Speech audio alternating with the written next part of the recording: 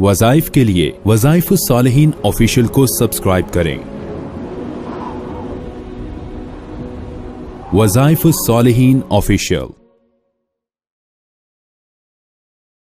نحمده ونصلي على رسوله الكريم اما بعد فاعوذ بالله من الشیطان الرجیم بسم اللہ الرحمن الرحیم۔ اکثر لوگ خواب میں سانپ دیکھتے ہیں اور بار بار بھی دیکھتے ہیں اور بعض اوقات کبھی کبھار ان کو نظر آتا ہے۔ یاد رکھیے خواب میں سانپ دیکھنا جو ہے یہ ایک بہت ہی ایسی خاص چیز ہے کہ انسان کو توجہ کرنی چاہیے، سوچ و فکر کرنی چاہیے۔ سانپ انسان کا ازلی دشمن ہے اور سانپ کبھی انسان کا دوست نہیں بن سکتا۔ جنت سے نکالنے کا جو ذریعہ بنا ہے انسان کو وہ شیطان بنا ہے، لیکن شیطان جو جنت میں گیا ہے وہ سانپ کے منہ میں داخل ہو کر گیا ہے اور جنت میں اس نے جا کر سانپ کے ذریعے داخل ہوا اور انسان سے دشمنی کر کے انسان کو، ہمارے والد آدم کو جنت سے زمین پر اتارا۔ تو شیطان، جن اور سانپ یہ آپس میں دوست ہیں۔ ان الشیطان لکم عدو مبین، شیطان انسان کا ازلی دشمن ہے، اللہ نے صاف کہہ دیا۔ سیدہ عائشہ رضی اللہ عنہا فرماتی ہیں کہ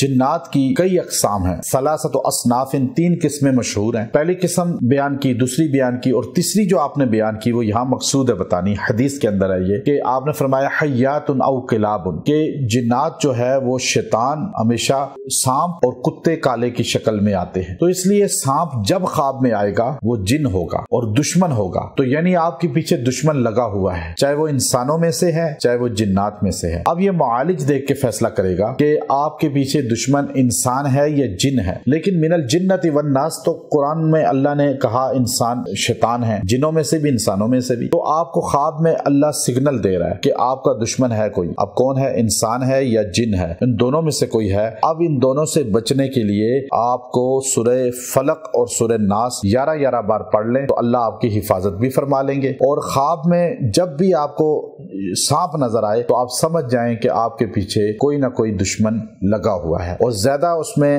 جو مضبوط ہوتا ہے قول، وہ جنوں میں سے آپ کا کوئی دشمن ہے، اور انسان بھی دشمن انسان بعض اوقات ہوتے ہیں۔ تو اللہ تعالیٰ آپ کی حفاظت فرمائیں۔ جب بھی ایسا خواب دیکھیں جو بھیانک ہو، شریر ہو، تو آپ آنکھ کھلتے ہی ڈرنے کے بجائے لیفٹ سائڈ، الٹی سائڈ ہلکا سا تھوک کے اعوذ باللہ من الشیطان الرجیم پڑھ لیں، اس خواب کی تعبیر رک جائے گی، وہ ہوگا نہیں پھر، اور وہ آپ کو نقصان نہیں پہنچے گا۔ یہ طریقہ نبوت ہے اور یہ ہمارے نبی کا سکھایا ہوا طریقہ ہے۔ اور جب خواب ایسا دیکھیں لوگوں سے یوں کثرت سے بیان نہ کریں بلکہ سکوت اختیار کریں، اور یہ ہمارا عمل کریں جو سورہ فلق ناس کا بتایا اور اعوذ باللہ کا بتایا۔ انشاءاللہ اس خواب سے آپ کو کوئی نقصان نہیں ہوگا اور آپ کو کوئی تکلیف نہیں پہنچے گی۔ وآخر دعوانا ان الحمد للہ رب العالمین۔